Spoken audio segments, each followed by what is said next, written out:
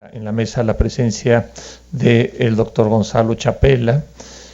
Gonzalo Chapela él es ingeniero agrónomo por Chapingo, es maestro en desarrollo rural, es doctor en antropología social, es egresado, creo que es egresado o es fellow, ¿no? Es como asociado del programa de estudios avanzados en medio ambiente y desarrollo, el programa LEED del Colegio de México.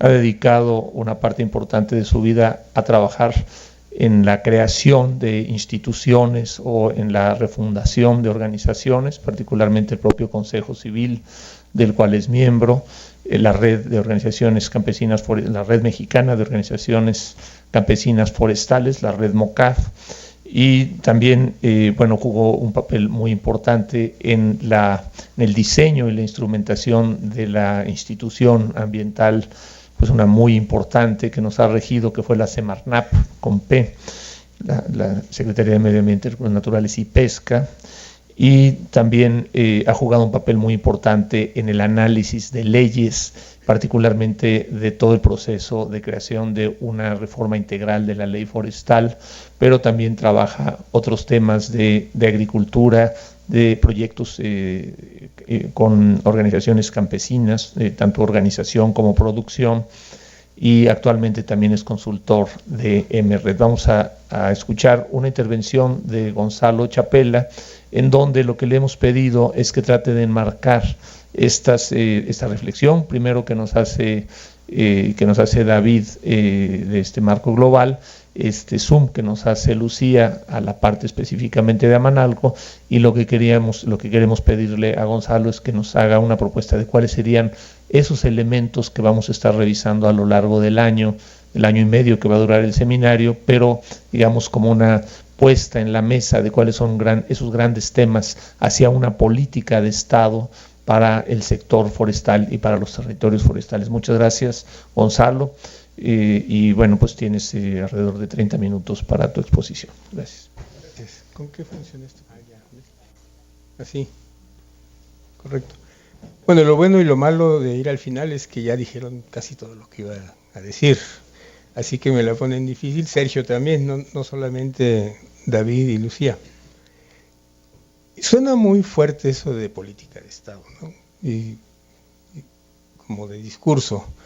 Y yo lo que diría es que si hablamos de política de Estado, pues estamos hablando de algo que no es lo inmediato, sino de largo plazo. Sergio nos planteó unos puntos muy específicos.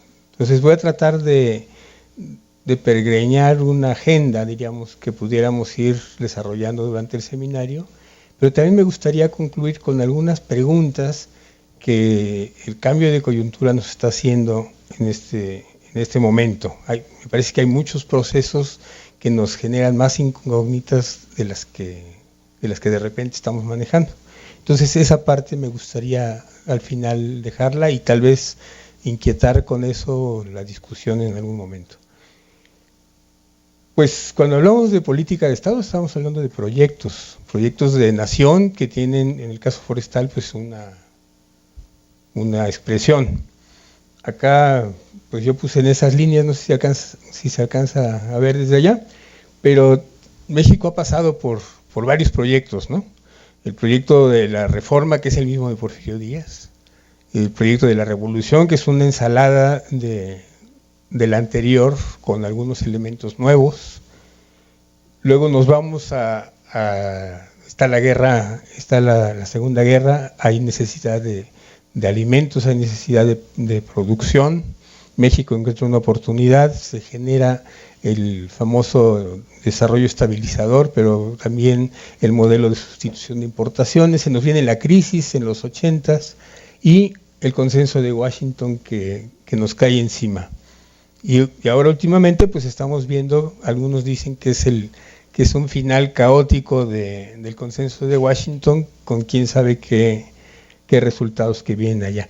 Esto trasladado a lo que nos trae aquí, que es el desarrollo forestal, ha tenido también sus épocas, comenzando por la reforma del siglo XVIII y principio del XIX, que se basa en grandes monterías. Después eso da lugar a grandes a grandes empresas todavía transnacionales o internacionales, extranjeras.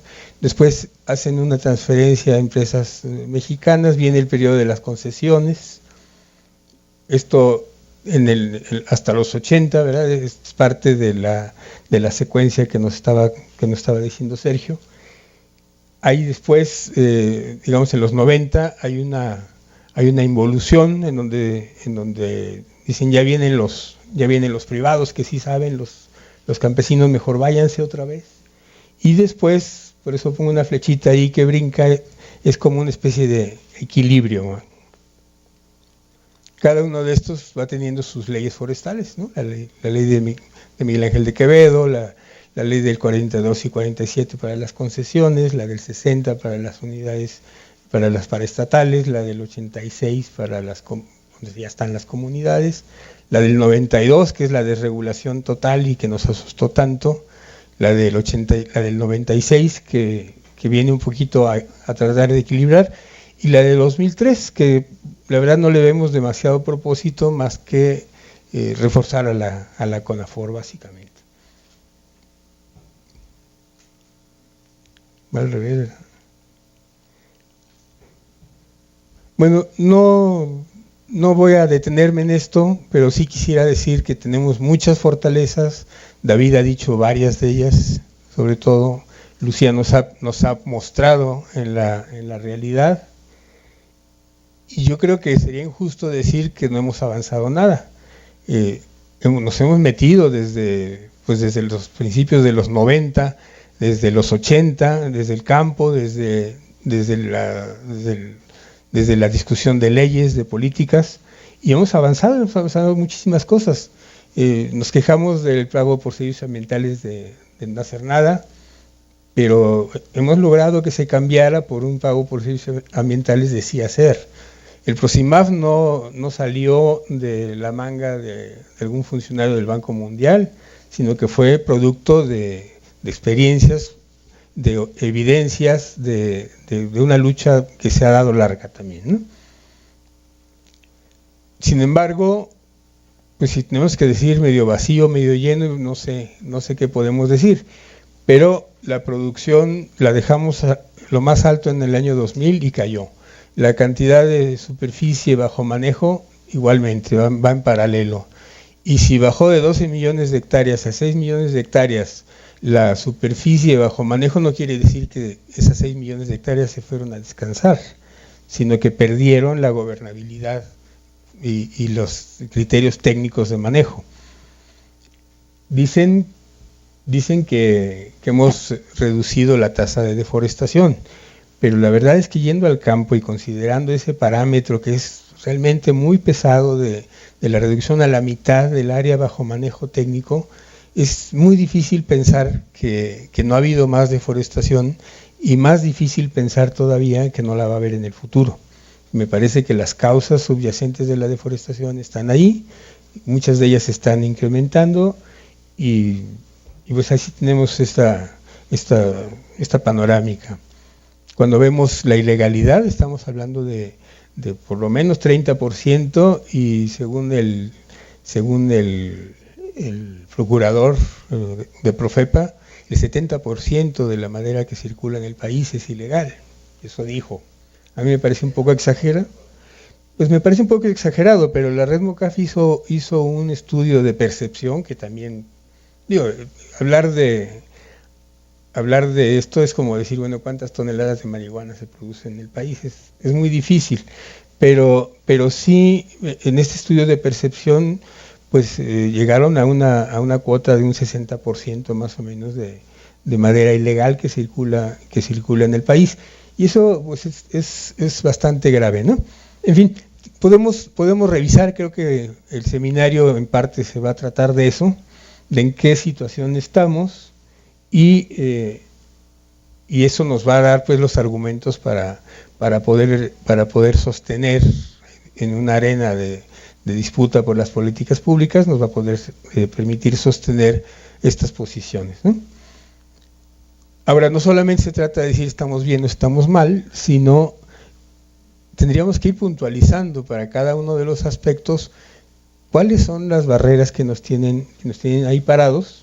Ya tenemos atrás una serie de fortalezas que nos permitirían ir adelante, pero identificar bien estas barreras, yo las pongo, digamos, como en dos partes. Una que tenemos que tomarla en cuenta y que saber que es nuestro marco de referencia, que son esto que digo, causas estructurales. Por ejemplo, la corrupción, pues, por decir alguna, no la podemos cambiar demasiado nosotros en general. No podemos evitar que la Policía Federal nos pare en la carretera y nos saque la cuota para poder pasar. Y todas estas cosas son difíciles de ver desde el sector. Es difícil decirle al Banco de México cuál va a ser la tasa de sobrevaluación o de subvaluación del peso para ver si nos inundan de importaciones chilenas o no. Es muy difícil también decir que si los chilenos no pagan los impuestos que pagan en México, ahí hay un subsidio que estamos teniendo por falta de un manejo de comercio internacional o de una política de comercio internacional. En fin, hay una serie de elementos, seguramente estos son insuficientes y son demasiados para que nos detengamos ahora. Pero hay otras causas, yo diría estas 4. Sergio ya habló de una regulación pesadísima, que realmente es una invitación a la ilegalidad o a no ganar nada y trabajar por puro deporte, más o menos, ¿no? Y cualquiera que se haya metido a tratar de trabajar de manera legal, pues sabe que esto es actual y es casi extremo, diríamos. Los márgenes de utilidad con los que se maneja la industria o las madererías son unos márgenes tan delicados, tan delgaditos, que cualquier tropezón, cualquier catástrofe nos puede llevar a cerrar el negocio, ¿no? Y a fracasar. Hay política de fomento.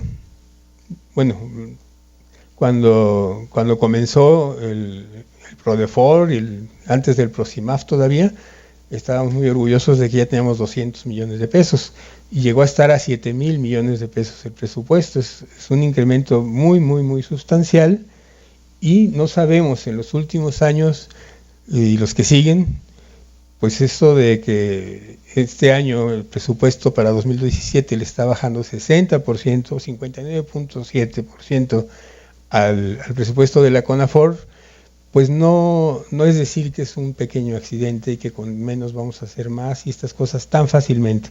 Posiblemente también, como dice Sergio, la presencia o la ausencia de los subsidios a lo mejor nos hace un efecto de puya y nos hace brincar hacia adelante, no lo sabemos. Lo que sí sabemos es que hay un viraje muy sustancial. Y lo que también sabemos es que esta política de fomento ha sido una política, por decirlo de alguna manera, sesgada. Y aquí podemos ver por lo menos 2 parámetros. Uno, que por cada peso invertido en agricultura y ganadería, o más bien al revés, por cada peso invertido por hectárea en áreas forestales, hay 7 pesos invertidos en agricultura y ganadería. Entonces, eso nos tiene que llevar por lo menos a decir que hay un sesgo de promoción o de inhibición más bien de la parte forestal con el incentivo a la parte agrícola. Y si lo tomamos desde la perspectiva de no hacer políticas especiales para problemas especiales, eso nos lo dijo Santiago Leibel una vez, no me traigas esas cosas, tráeme un problema y podemos hablar de generar un programa y con su presupuesto, pero no me toques el Procampo, no me toques el Progan, no me toques ninguna de esas cosas, ¿no? Eso es una cosa que viene casi como una especie de dogma por parte de ciertos economistas por ahí. Otro sesgo de la política de fomento es el de la política pues básicamente yo lo diría en los últimos años, de reforestación, con estas metas de récord Guinness y todo esto que sufrimos, que todavía sufrimos, y que tienen una inercia. El problema con la presupuestación es que eso de base cero se dice fácil, pero hacerlo es prácticamente imposible. O sea, toda la instrumentación institucional, la inercia que lleva, prácticamente hace, por lo menos por decirlo algo, paulatino o de largo plazo el poder cambiar la orientación y la composición del gasto. Y en el caso forestal tenemos un gasto mayor entonces en estos programas de restauración y mucho menos a los de producción. Estamos pensando que a lo que nos está interesando acá, que es el cultivo del bosque y luego la parte de industria forestal, le está tocando alrededor de un 18% del presupuesto de la CONAFOR. Entonces, de esa manera, pues es también un mensaje, una señal en donde las políticas públicas van marcando las rutas, ¿no? Por eso decía, políticas son proyectos y se van instrumentando a veces conscientemente, a veces menos conscientemente con estas decisiones. Una cosa que tenemos señalada ya hace mucho tiempo es cómo pues en alguna discusión en Cámara nos decían, bueno, es que ustedes quieren que los lleven cargando, y le decíamos, no, pues trátenos como a todos los demás, ¿no? Si yo quiero poner en una industria automotriz en donde les gusta, en Aguascalientes, pues van por mí en el jet privado, me tiran la alfombra roja, me ponen un parque industrial con pavimento, me exentan de impuestos 7 años. Bueno, y nosotros estamos allá en la punta del cerro arreglando los caminos, metiendo el agua potable, viendo si va a haber energía eléctrica o tenemos que seguir funcionando con motores de diésel, y todo esto va directamente en contra de la rentabilidad. No solamente eso, sino que las comunidades, las empresas sociales forestales subsidian servicios públicos como medicina, como la escuela, como compensar el salario del maestro, meter el agua potable, etcétera, etcétera. Y sobre todo la infraestructura de comunicación, que es uno de los rubros más pesados y que inciden mucho mayor en la composición de costos de los productos forestales. Lo dejo para el final porque de repente nos da vergüenza, pero yo creo que también tenemos que vernos en un espejo. Y es un asunto de gobernanza, pero también asistimos vergonzosamente y con mucha tristeza a casos en los que la corrupción interna en las comunidades, la burocratización de las representaciones de las comunidades, meten muchas limitaciones y muchas debilidades, muchos obstáculos que tenemos que remover. No podemos pensar en una política de Estado, y no estoy diciendo de gobierno, sino de Estado, en donde nosotros mismos no tengamos que generar una agenda propia de reformarnos, de hacer una reestructuración de cómo son las comunidades, cómo son las empresas, qué prácticas tienen, y de esa manera tengamos las condiciones, por un lado, pues a lo mejor es un acto de fe, pero de que trabajar bien y derecho y con todos es más rentable a la larga y es más viable que trabajar así como con unas zonas oscuras de un pragmatismo a veces de muy corto plazo que nos conduce más bien directamente a la corrupción, y la corrupción por lo general nos conduce directamente a la quiebra de las empresas, ¿no? Ahí tenemos nuestro presidente en una unión de ejidos que no digo, huyendo prófugo porque se fue con lo que había de la unión de crédito que estaban así formando, en fin, ese tipo de cosas lo tenemos, lo vemos y no lo podemos omitir. Yo creo que para un proyecto de Estado tenemos que resolver o ir resolviendo de alguna manera un debate, una discusión pues muy vieja en este país, en donde tenemos 3 miradas diferentes de qué significa el bosque y qué papel tiene que ver. Aquí un poquito nos estamos hablando entre, pues así como predicando al coro, dicen un poco, ¿no? ¿Verdad? Convenciendo a los que están convencidos, pero de todos modos yo creo que es muy importante que podamos visualizar que hay ese debate en donde hay unos que dicen que la rentabilidad o la productividad de bosque natural no tiene comparación con las plantaciones, y que por lo tanto no tiene, bueno, hay alguien que dijo la frase célebre, desde la perspectiva económica, la empresa social forestal no hace sentido y se puede justificar por otras cosas, pero no hace sentido.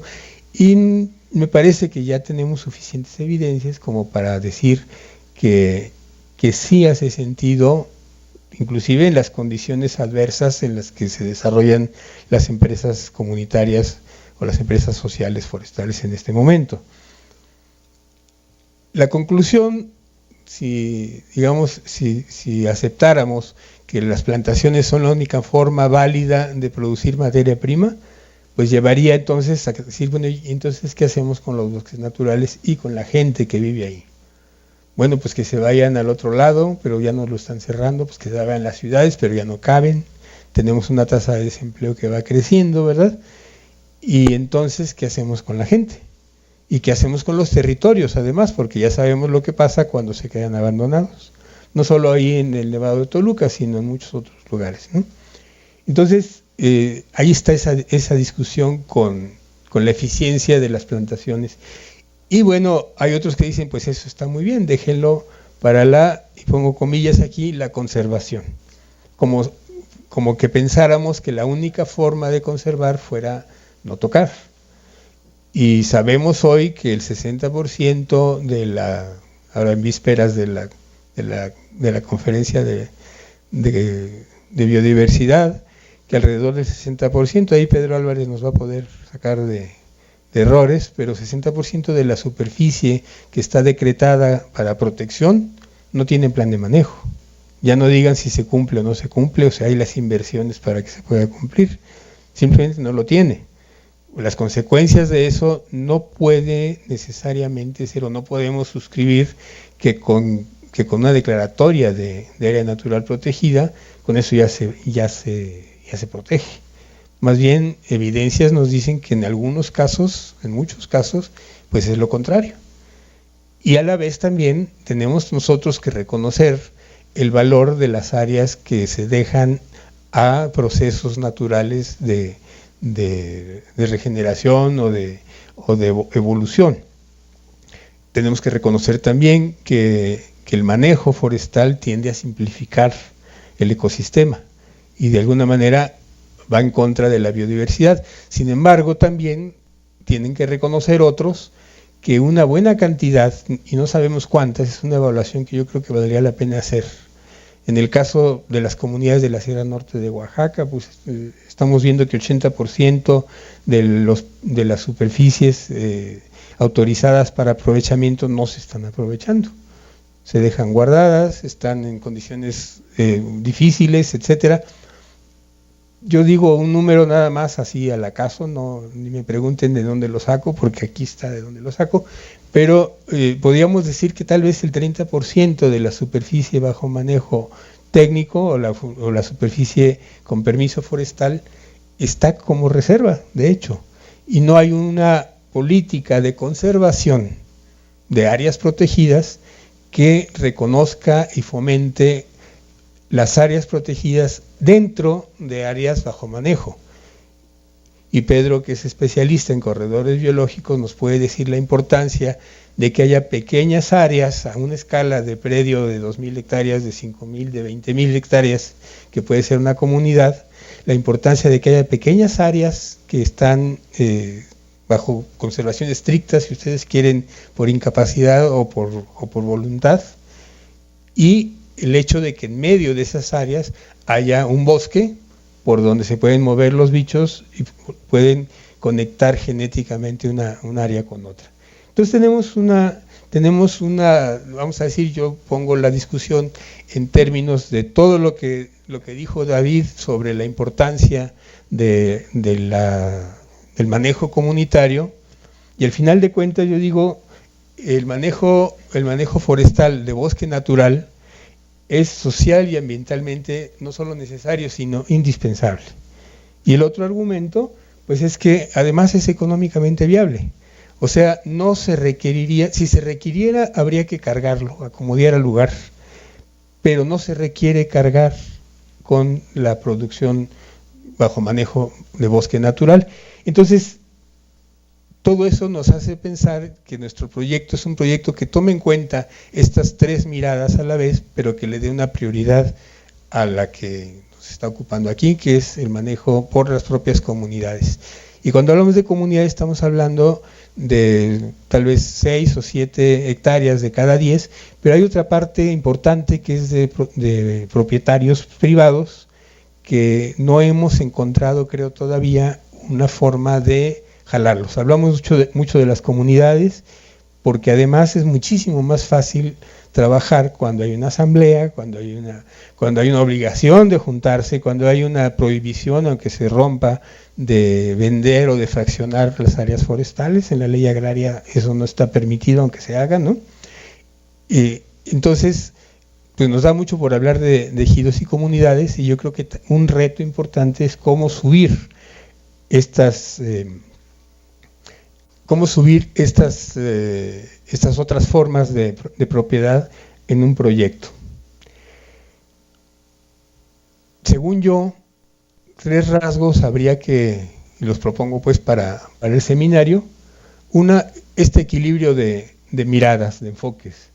La otra, darnos cuenta que ya la mayoría, tal vez, yo creo que sí, ya la mayoría de las personas que viven en las comunidades y ejidos no tienen derecho a la tierra, pero tampoco, nos habló Lucía de esto, y yo quisiera agregar que además de no tener derecho a la tierra ni al bosque, no tienen derecho a opinar sobre el maestro, ni sobre la escuela, ni sobre no sé qué, y entonces hay una ruptura de una institución ejidal o comunal que tuvo mucha vigencia durante el reparto agrario y que pudiéramos llamarle una institución total, y que ese carácter de institución total hoy tenemos que cuestionárnoslo para poderlo transformar en otra cosa diferente. Y seguramente eso tiene que pasar por sustituir las cadenas largas de valor a las que estamos acostumbrados y metidos en el lenguaje y en la práctica de las políticas públicas, por redes locales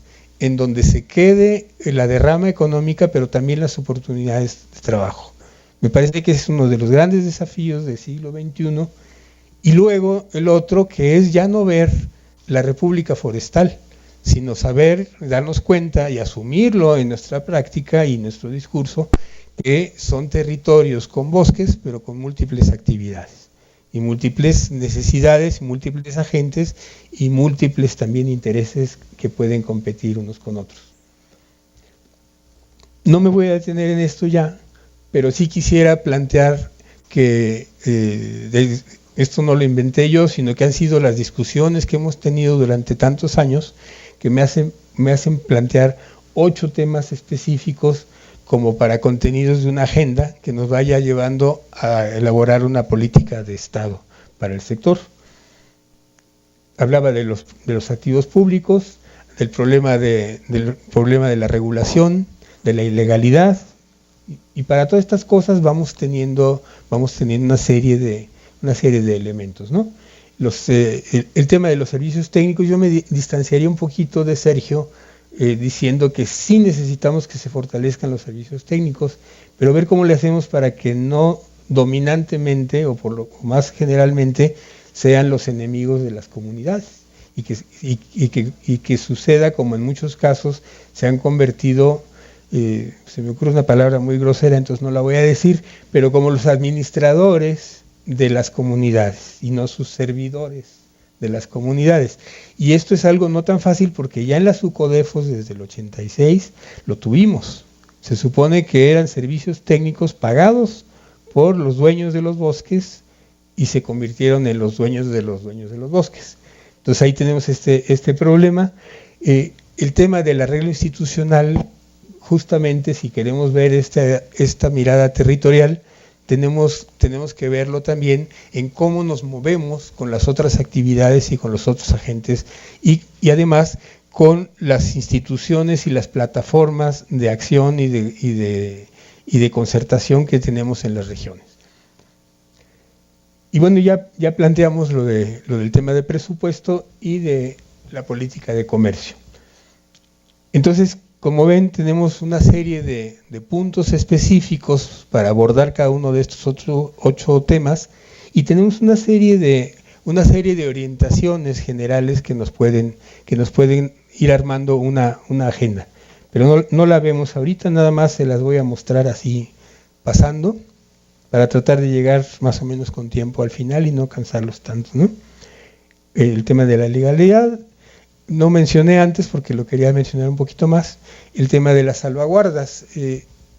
Una de las cuestiones que tenemos que hacer también es ayornar o poner a actualizar las condiciones en el campo forestal de lo que está pasando en otros ámbitos.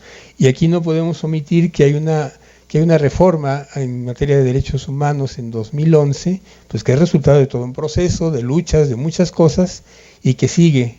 Y tenemos la oportunidad de incluir como un valladar, digamos, frente a problemas tan serios como la política energética, el fracking, la minería, y la propia violencia también, mediante instrumentos propios de la gestión y de la lucha por los derechos humanos, que aquí planteamos bajo el título de salvaguardas.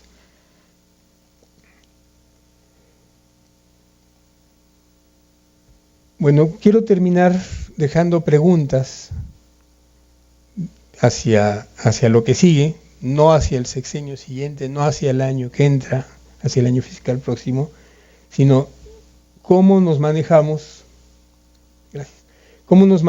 con esta nueva demografía en donde los jóvenes no tienen cabida. ¿Cómo le hacemos campo?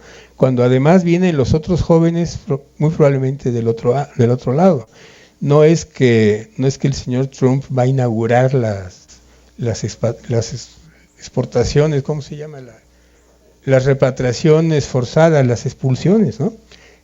Familias con más de 25 años allá están saliendo desde hace unos 5 años para acá, rompiendo pues familias, ¿no? Y regresan cuando ya no tienen los lazos originarios acá y se quedan pues flotando, ¿no? Entonces estamos esperando una población importante que se va a sumar además a este avance de la juventud, digamos, en la demografía. Y hasta ahora, si vemos, yo creo que no se puede explicar Sierra Juárez sin la migración y sin las remesas. Se ven muy bien las comunidades, pero no estamos tan seguros de que eso sea solamente producción del monte, es mucho más complicado que eso. ¿Cómo vamos a vivir la era post-remesas y la era post-Estados Unidos como punto de expulsión o de válvula de liberación de presión demográfica y de pedido por oportunidades, ¿no? Bueno, el tema de la violencia no es nuevo, pero yo creo que poco lo hemos barajado como parte de nuestros elementos. Los temas estos de minería y energía, que son los megaproyectos con mega choques que vamos a tener de todo tipo allá. Y luego lo pongo un poco separado, cómo enfrentar cambios de estos que están en una estructura que nos queda lejos y que más bien cómo nos adaptamos ahí, ¿no? La recesión, digamos, post-2008 sigue, y los factores económicos que desataron esa crisis financiera de 2008 están ahí y están larvando. Parece ser que las políticas económicas que se van a instrumentar tienden a regalarnos próximamente otro estallido de burbuja inflacionaria con los mismos instrumentos, con las mismas soluciones que se están planteando en política económica. Bueno, aquí en este instituto yo creo que tendrán mucho más que decir que yo, pero esto es un hecho que nos está afectando de una manera muy directa. Y luego esta revisión que se está dando no por el programa de Trump, sino por un hecho que ya se está dando con la salida de Inglaterra, de Gran Bretaña, de de la Unión Europea y otros procesos que nos están dejando ver que vienen cambios muy, muy importantes que pueden ser oportunidades o amenazas para el sector. Sabiendo ahorita que dependemos probablemente en un 70% de las importaciones para el consumo interno, y mucho de eso es Chile, y tenemos un tratado de libre comercio con Chile que a lo mejor podemos renegociar, no se sabe, o podemos ser invadidos por otros competidores. Me parece que está todavía muy embrionaria la discusión que hemos tenido, por lo menos yo hablo de lo que me ha tocado y de lo que sería capaz de decir, pero entonces por eso lo quiero por lo menos esbozar para que lo podamos tener pendiente, ¿no? Bueno, pues dicho esto, pues celebro que estemos aquí. Muchas gracias a todos, a todas. Y pues tenemos esta agenda que desahogar en los próximos meses y ojalá que esta salida que estamos dando hoy con unas pláticas y unas discusiones tan interesantes, pues sean la pauta que nos lleve a terminar el año que entra un poco más por ahí con un planteamiento pues que nos permita usarlo de plataforma para todo lo que se viene. Muchas gracias.